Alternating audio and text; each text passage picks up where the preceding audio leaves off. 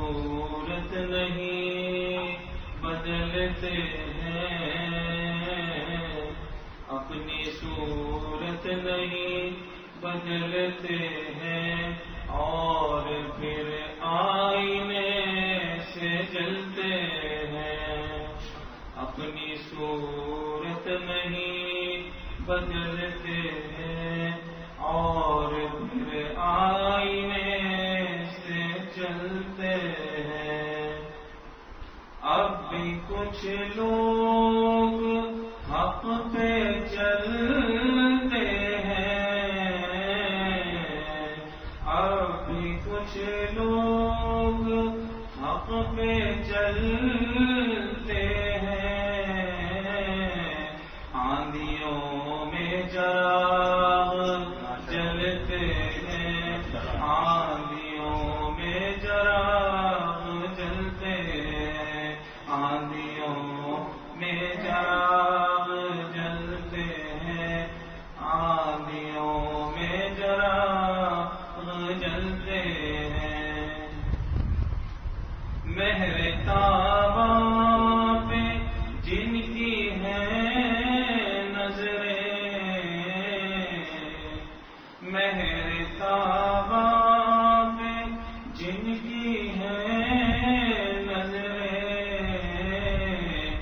جگنوں سے کہاں بہلتے ہیں، جگنوں سے کہاں بہلتے ہیں، جگنوں سے کہاں بہلتے ہیں، جگنوں سے کہاں بہلتے ہیں۔ مہر تاباں پہ جن کی ہیں نظریں، مہر تاباں پہ جن کی ہیں نظریں، جگنوں سے کہاں بہلتے ہیں، جگنوں سے کہاں بہلتے ہیں۔ نفس پہلو میں ہے حریف میرا، نفس پہلو میں ہے حریف میرا، آستینوں میں سانپ پلتے ہیں، آستینوں میں سانپ پلتے ہیں، آستینوں میں سانپ پلتے ہیں، آستینوں میں سانپ پلتے ہیں۔ کس قدر مصلحت پسند ہیں ہم، کس قدر مصلحت پسند ہیں ہم،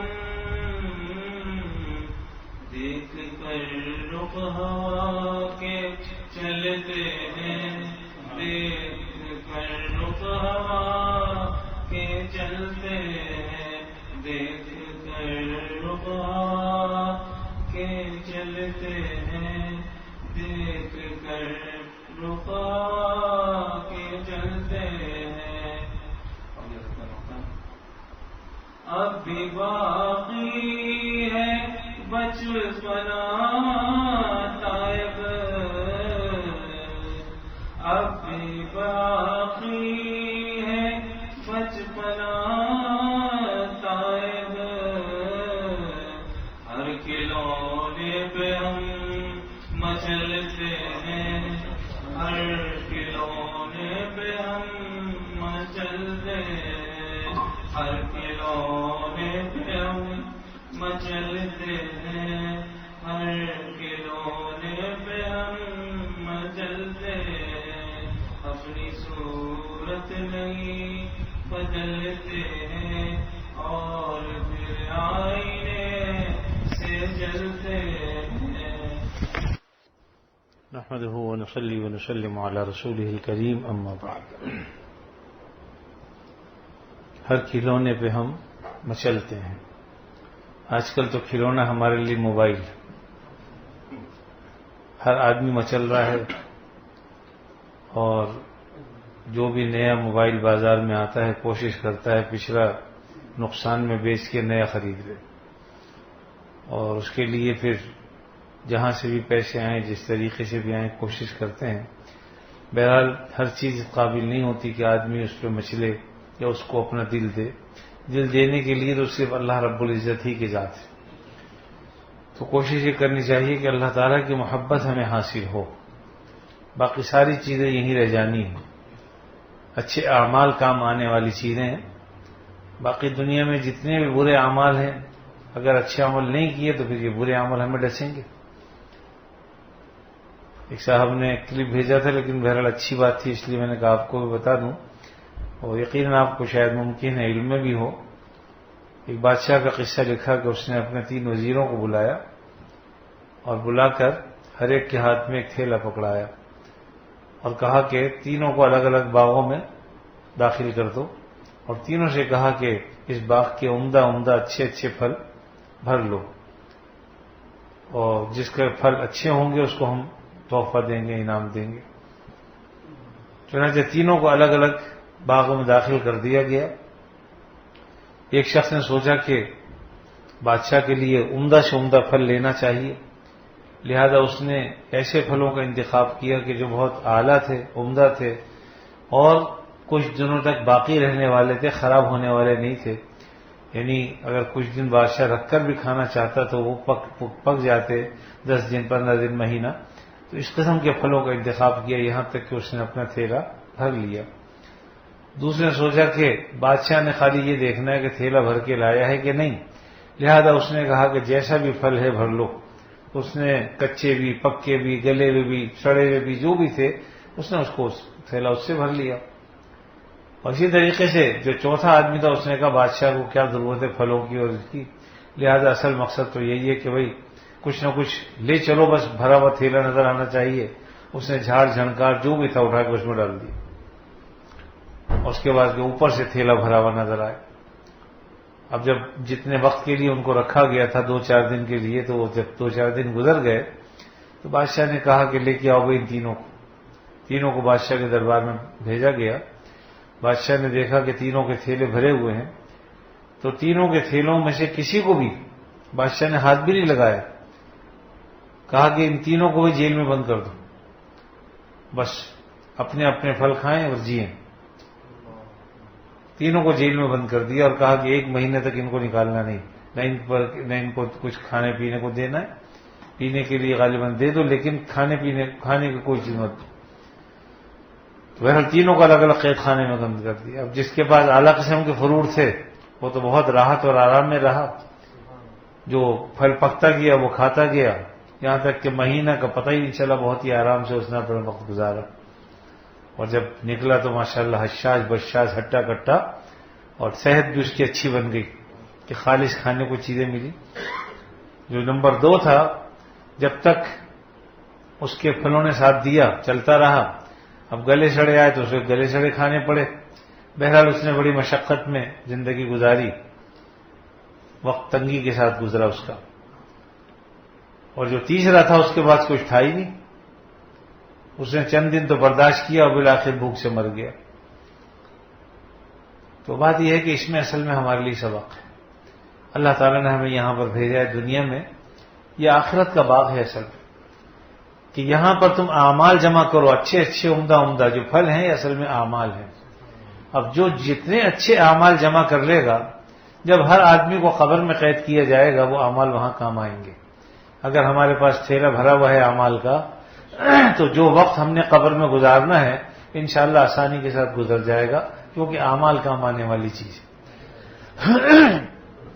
گلے سڑے اعمال کا بھی معاملہ یہ ہے کہ وہ بھی کچھ وقت گزار لے گا، لیکن یقیناً اس کے لیے پھر اس کو مراحل سے گزرنا پڑے گا۔ لیکن جس نے کچھ بھی نہیں کیا اور ایسے ہی بس قبر میں چلا گیا، تو جس طریقے سے اس تیسرے شخص کا حال ہوا تھا اس کا حال بھی یہ ہوگا کہ اس کو پھر ابدالآباد کے لیے مشکلات کا سامنا کرنا پڑے گا۔ تو اصل میں یہ ایک تمثیل ہے، مثال ہے کہ ہم دنیا میں اللہ نے ہمیں بھیجا ہے تو اپنے تھیلوں کو خالی نہ رکھیں بھائی، اعمال کے ذریعے سے ان تھیلوں کو بھر لیں، یہاں تک کہ جب ہمیں مرنے کے بعد قبر میں جانا پڑے، جو ہمارے لیے قید خانہ ہے ایک وقت تک، تو وہاں پر وہ اعمال ہمارے کام آئے. کیونکہ حدیث شریف میں آتا ہے کہ انسان کو ان کے ساتھ قبر میں کوئی چیز ساتھ نہیں جاتی سوائے اعمال کے. ایمان بھی ایک عمل ہے، اگر اچھا عمل ہے ایمان کے ساتھ ساتھ، الا الذین آمنوا وعملوا الصالحات، یہ دو چیزیں ہیں. تو اعمال صالحہ قبر میں ساتھ جائیں گے، اور اسی طریقے سے جو اعمال خراب ہے وہ بھی ساتھ میں جائیں گے. اگر جب اچھے نہیں ہیں تو خراب اعمال جائیں گے، اور اچھے اعمال پر جو نتائج مرتب اللہ نے کیے وہ اس کو حاصل ہوں گے، اور جو برے اعمال پر نتائج ہونے تو وہ اسے پتہ چلے گا. اس لیے اس دنیا کو آپ یہ سمجھ لیں کہ عارضی گھر ہے. یہ ایک اور مثال سے بات کو سمجھ لیجئے، اس سے انشاءاللہ اور بات سمجھ میں آئے گی. ذہن کے اندر یہ بات آئی. آج کل سعودی عرب کے حالات آپ جانتے ہیں بڑے خراب ہیں، اور جو لوگ وہاں رہ رہے ہیں وہ اپنے ملک واپس آ رہے ہیں. جن لوگوں نے سعودی عرب کو اپنا گھر سمجھا اور وہیں پر ہی انہوں نے کھایا پیا اور سب برابر کر دیا، اور اپنے ملک میں جو ان کی اصل تھی، جڑ تھی، جہاں پر کچھ نہیں بھیجا، نہ یہاں پر انہوں نے کوئی تیاری کی، نہ اپنا گھر بنایا، نہ انہوں نے کوئی معاملہ رکھا. یہاں آئیں گے تو انہیں پریشانیوں کا سامنا کرنا پڑے گا اور ان کے لیے بہت کٹھن زندگی ہوگی. لیکن جس نے وہاں رہتے ہوئے اس ملک کو یاد رکھا، انشاءاللہ جب وہ آئیں گے تو انہیں تکلیف نہیں ہوگی. کچھ وقت ضرور ممکن ہے ان کو ایسا ہو کہ اوپرا پن لگے، لیکن بالآخر سیٹ ہو جائیں گے. تو یوں سمجھ لیجئے کہ اللہ تعالیٰ نے ہمیں دنیا میں بھیجا ہے، اس کو سعودی عرب سمجھ لیجئے ایک وقت تک کے لیے، اور بالآخر یہاں سے جب نکالے جائیں گے کہ چلو واپس. اب اگر ہم نے وہاں کے لیے تیاری کی بھی ہے، اپنے اصلی گھر میں کچھ بھیجا ہے، تو تب تو انشاءاللہ وہاں پر ہمیں سکون و اطمینان نصیب ہوگا. اپنا گھر ہوگا، محل ہوگا، باغات ہوں گے، اور پھل کھانے کو ہوں گے، اور نہریں ہوں گی. یہ ساری چیزیں وہاں ملیں گی انشاءاللہ. تو خوشی والی زندگی ہوگی، کیونکہ اس نے وہاں دوسری جگہ رہ کر اپنے ملک میں چیزیں بھیجتا بھی رہا اور تیاریاں بھی کرتا رہا، اپنا گھر بھی بنایا اور اپنا جو ہے فارم ہاؤس بھی بنایا، سب کچھ بنایا. لہذا اس کے لیے گھومنے پھرنے کی بھی جگہ ہیں، کھانے پینے کی بھی جگہ ہیں، اس کے لیے نہریں بھی ہیں، باغات بھی ہیں، سب چیزیں. لیکن اگر اس اپنے ملک کو اس نے بلا دیا کہ بھئی دنیا میں کھاؤ پیو اور مر جاؤ، اس کے علاوہ کچھ نہیں ہے، وہ ہے کہ جانوروں کی سی زندگی گزاری. کیونکہ جانوروں کا یہ طریقہ بھئی کھائے پیے مر گئے، بس انہیں آخرت کی فکر ہی نہیں ہے.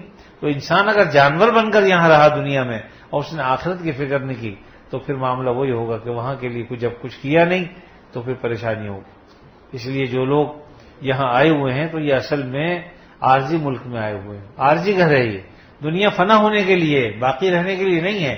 اور اصل ہماری، میں نے پہلے ہی بتایا کہ ہماری اصل کیا ہے، جنت. ہمارے باپ، ہماری ماں حضرت آدم و حوا، اللہ تعالیٰ نے انہیں جنت میں رکھا، اور بالآخر امتحاناً انہیں بھی دنیا میں بھیجا، اور ان کی اولاد کو بھی کہ ایک وقت کے لیے ہم تمہیں بھیج رہے ہیں. دیکھو اپنے اصلی گھر کو مت بھولنا. اگر اصلی گھر کو نہیں بلایا تو انشاءاللہ واپس تمہیں اسی گھر میں لے آئیں گے جو تمہارے باپ دادا کا گھر. اور خدا نہ کرے اگر اصلی گھر کو بھول گئے، اچھے اعمال نہیں کیے، تو پھر بھائی نتیجہ سب کے سامنے ہے کہ جب اعمال کیے ہی نہیں ہم نے تو جو ہم نے بویا وہ کاٹیں گے. اس لیے اچھی چیز بوئیں گے، آم کی گٹھلیاں لگائیں گے تو آم نکلیں گے، آم کھائیں گے. اور خدا نہ کرے اگر کیکر بویا ہے اور یہ چاہیں کہ ہم آم چوسیں جا کے، تو یہ ممکن نہیں. جیسا کرے گا ویسا بھرے گا. بہرحال یہ چند دو باتیں تو میں نے اس لیے بتا دی کہ ہمیں آخرت کی فکر ہو، اور دنیا میں رہ کر ہم ایسی زندگی نہ گزاریں جو غافلوں کی سی ہو. یہاں پر کسی کے پاس جانے کا مقصد بھی یہ ہوتا ہے کہ ہم جو ہے وہ ایک تو اپنی آخرت سامنے رکھیں. ایک صاحب کل ہی میرے پاس آئے، ہمارے بھائی شفیق صاحب، جو ہمارے حضرت کے خلفاء میں سے بھی ہیں، بہت ہی شفیق طبیعت کے اور اچھے نیک انسان ہیں. انہوں نے میرے پاس ایک صاحب کو بھیجا، تو انہوں نے بیچاروں نے کچھ اپنی بات ہی بتائی، گھر سے متعلق تھا، تو کبھی کبھی بھیج دیتے ہیں میرے پاس کہ ان سے جا کے مشورہ کر لو. بہرحال ایک بات جو انہوں نے بڑی اچھی کہی، کہنے لگے بات یہ کہ ہمارا حال بھی ایسا ہی تھا. اللہ تعالیٰ نے جب سے جوڑا ہے تو اب غصہ بھی ٹھنڈا ہو گیا. اب بیوی بھی کوئی کہتی تو چپ کر کے سن لیتے ہیں کہ چلو بھائی اس کا بھی حق ہے کچھ بولنے کا.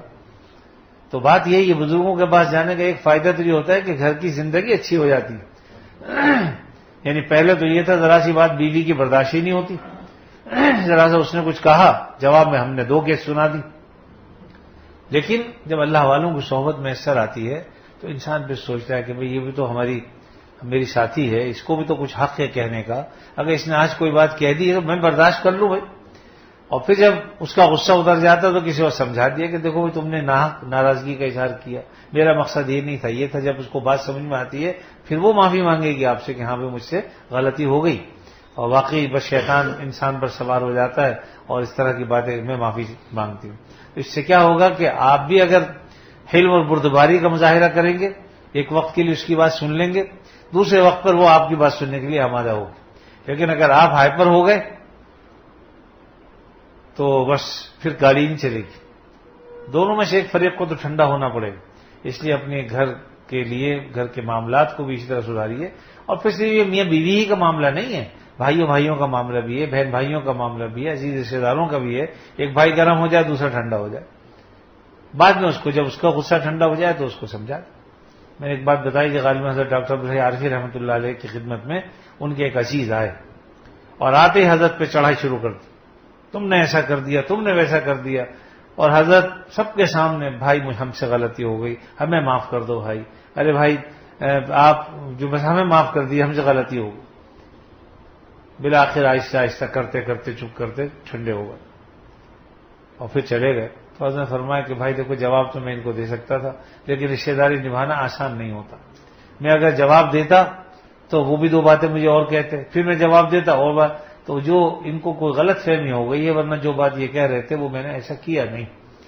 تو بعض اوقات غلط فہمی ہوتی ہے، لیکن اگر آپ بھی ویسے ہی کڑک جواب دیں گے تو معاملات خراب ہوتے چلے جائیں گے. تو حضرت نے انتہائی نرمی کا مظاہرہ کرتے ہوئے فرمایا کہ دیکھو بھائی نبھانا بہت مشکل ہوتا ہے، توڑنا تو منٹ کی بات ہے. آپ جس سے چاہیں تعلق 1 منٹ میں توڑ لیں، چاہے کسی دوست سے، چاہے گھر والوں سے، بھائیوں سے، بہنوں سے. آپ توڑنا چاہیں معاملہ 1 منٹ میں ختم ہو جائے گا، لیکن جوڑنا بہت مشکل ہوتا ہے. بہت سوچ سمجھ کر قدم اٹھانا چاہیے. رشتہ داریوں کو ختم مت کیجیے، دوستی کو ختم مت کیجیے، بلکہ اس کو طریقے سے سمجھا کر راہ راست پر لانے کی کوشش کیجیے. بس اگر یہ بات سمجھ میں آ گئی تو سلوک ہے، یہ بھی سلوک ہے. خالی نماز پڑھنا سلوک نہیں ہے، روزہ رکھنا اور حج اور عمرے کرنا، جیسے کہ آپ نے حضرت کے بیان میں سنا، جو بھائی جواز سنا رہے تھے آپ کو، تو خالی اسی کا نام سلوک نہیں ہے، بلکہ یہ سارے معاملات درست ہوں، ہمارے مخلوق کے ساتھ ہمارا تعلق قوی ہو، اللہ کے بندوں سے ہمیں محبت ہو، تو سمجھیے کہ یہ سلوک کا راستہ آپ طے کر رہے ہیں.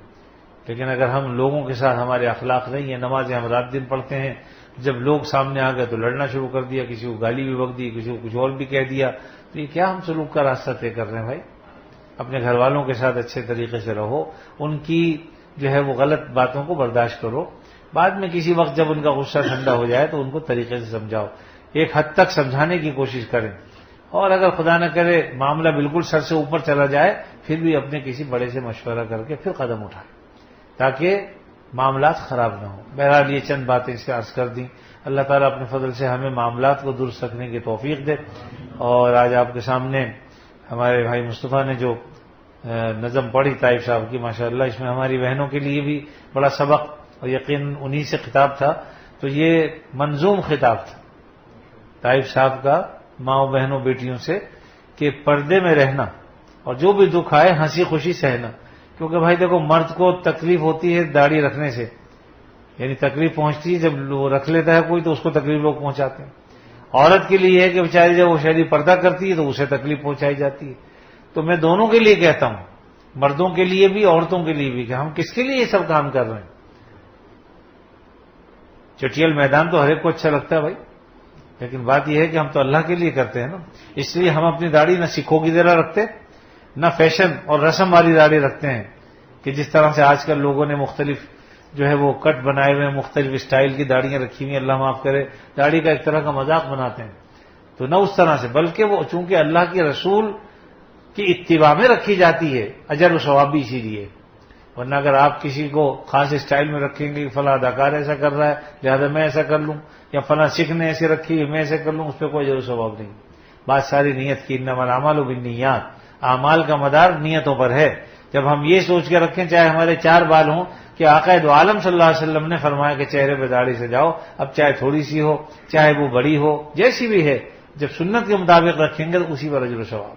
اسی طریقے سے ماؤں بہنوں بیٹیوں سے بھی یہی درخواست ہے کہ جب وہ پردہ کریں گی اس نیت سے کہ اللہ کے نبی صلی اللہ علیہ وسلم نے اللہ رب العزت نے خود کہا کہ عورتوں کو چاہیے کہ وقرن فی بیوتکن ولا تبرجن تبرج الجاہلیۃ الاولی، کہ اپنے گھروں میں ایک تو رہیں یعنی بلا ضرورت باہر نہ نکلیں، اور دوسرا یہ کہ زینت کی جو زمانہ جاہلیت میں جو معاملات تھے اس طرح کے معاملات نہ کریں. اور ایک جگہ فرمایا کہ زینت کی چیزوں کو ظاہر نہ کریں جگہوں کو. اب عورت ہی عورت کا جو ہے وہ مرکز ہوتا ہے زینت کا، یعنی عورت کی زینت جو ہے اس کے چہرے پر ہوتی ساری. اس سے پتہ چل گیا کہ چہرے کا بھی پردہ ہے. تو کوشش کر کے ہمیں پردہ بھی کرنا چاہیے، اور خاص طور پر شرعی پردہ اختیار کرنے کی کوشش کرنی چاہیے. کم سے کم پہلے درجے میں اسکارف تو لے ہی لیں فوراً، یعنی یہ پہلا درجہ ہے کہ لے لیں. اس کے بعد اللہ تعالیٰ توفیق دے تو اس کو تھوڑا اور آگے بڑھائیں. جس طرح بازار میں جاتی ہیں تو پورا پردہ کر کے نکلتی ہیں بعض خواتین ماشاءاللہ، اللہ نے جنہیں توفیق دی ہے. اور جن ماؤں بہنوں بیٹیوں کو پتہ نہیں ہے، بیچاری اس حکم سے واقف نہیں ہے، تو وہ ایک الگ بات ہے، لیکن انہیں بھی سمجھانے کی کوشش کرنی چاہیے. یقیناً وہ جان بوجھ کے اس طور پہ مخالفت نہیں کرتی. بعض لوگ تو بیچارے سمجھتے ہیں مولویوں نے کہا اس لیے پردہ کریں گے. تو مولوی کی بات نہیں بھائی، ہمارے دین گھر جو باپ دادا کے گھر کا دین نہیں ہے یہ، بلکہ اللہ اور رسول نے جو احکام ہمارے لیے بھیجے ہیں اس پر عمل کرنا مقصد ہے. تو بعض خواتین کے بارے میں پڑھتا ہوں، انٹرویو آتے ہیں تو بعض کہتے ہیں جی دھوپ سے بچنے کے لیے پردہ کر لیا، بعض اس لیے کہ لوگوں کی ایذاؤں سے بچنے کے لیے، بعض اس لیے کہ کوئی ہمیں پہچان نہ لے کون جا رہا ہے. تو مختلف جو ہے وہ حوالے ہوتے ہیں، لیکن نہیں ہوتے تو یہ نہیں ہوتا کہ ہم اللہ کے حبیب صلی اللہ علیہ وسلم یا اللہ کے حکم کے مطابق پردہ کر رہے ہیں. اصل چیز تو یہ ہے. تو جب نیت یہ ہوگی کہ اللہ کے حکم کے مطابق ہم اپنے چہرے کو چھپا رہے ہیں غیر محرموں سے، نامحرموں سے، تو پھر انشاءاللہ اجر و ثواب بھی تبھی ملے گا. جو بھی کام ہم کرتے ہیں جب اللہ اور رسول کے لیے ہوگا خالص تو انشاءاللہ اس پر اجر و ثواب ہوگا. دنیا کے لیے آپ عمرہ کریں تو بیکار ہے، حج کریں تو بیکار ہے، نمازیں پڑھیں تو بیکار ہے، قربانی کریں تو بیکار ہے، زکوٰۃ دیں دنیا کے لیے تو بیکار ہے. مطلب اس مقصد کے لیے اگر ہو کہ لوگ ہمیں بہت بڑا سخی کہیں گے، صاحب گڈیاں لٹا رہا ہے، کئی لاکھ روپے زکوٰۃ دیتا ہے، یا کسی کو روزے رکھوا رہے ہیں تو اس لیے کہ لوگ کہیں گے جی بڑا سخی ہے، اس کے گھر سے جو ہے وہ افطار اور شہر کا انتظام ہوتا ہے. تو دکھاوا اور ریاکاری نہ ہو، اللہ کی رضا مقصود ہے. اور اگر یہ نیت ہے کہ بھئی میں اس لیے کر رہا ہوں سخاوت تاکہ لوگ دیکھ کر لوگ بھی اختیار کریں تو بھی ٹھیک. یعنی بعض اوقات چھپا کے دینے میں ثواب ہے، بعض اوقات دکھا کے دینے میں ثواب ہے. اب یہ انسان کی اپنی نیت پر ہے کہ اس کی نیت کیا ہے.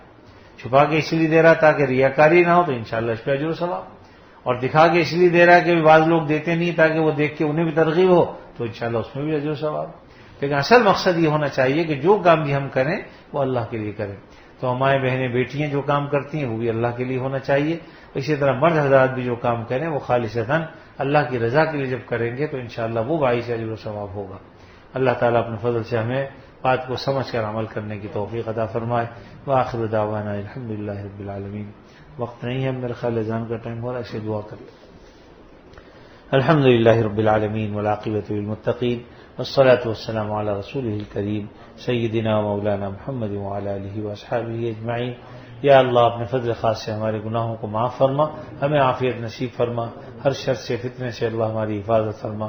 ہم سے جن لوگوں نے دعاؤں کے لیے کہا ہے اور جن جن دعاؤں کے لیے کہا یا اللہ آپ ہم سے بہتر جانتے ہیں، اپنے فضل و کرم سے سب کی جائز حاجتوں کو پورا فرما، جائز ضرورتوں کو پورا فرما، پریشانیوں کو دور فرما، مصائب سے نجات عطا فرما. یا اللہ ہم سب کو اپنا محبوب بنا، آپ ہمارے محبوب بن جائیے. آپ صلی اللہ علیہ وسلم کی محبت ہمارے دل و جان میں پیوش فرما دیجیے. آپ کے طریقوں پر عمل کی ہمیں توفیق عطا فرمائیے. جو مائیں بہنیں بیٹیاں یہاں آتی ہیں، اسی طرح جو ہمارے بھائی آتے ہیں، اپنے فضل خاص سے سب کو دین متین پر اخلاص کے ساتھ عمل کرنے کی توفیق عطا فرما. رزق حلال عطا فرما، وسعت کے ساتھ عطا فرما. اپنی ذات کے سوا کسی کا محتاج نہ بنا، کسی کے آگے ذلیل و رسوا نہ فرما. جب تک زندہ رہیں آپ صلی اللہ علیہ وسلم کی تعلیمات پر عمل کی توفیق عطا فرما. اور ہم میں سے جس کسی کا جب کبھی وقت آخر آئے خاتمہ ایمان پر فرما. ہمارے یہاں محلے میں مصباح الدین شکیل صاحب رہا کرتے تھے، ابھی جمعرات کو غالباً ان کا انتقال ہوا. دعا فرمائیے اللہ تعالیٰ ان کی مغفرت کاملہ فرما دے اور ان کے پسماندگان کو صبر جمیل عطا فرما. صلی اللہ تعالی علی خیر خلقہ محمد وعلی آلہ واصحابہ اجمعین. آمین برحمتک یا ارحم الراحمین.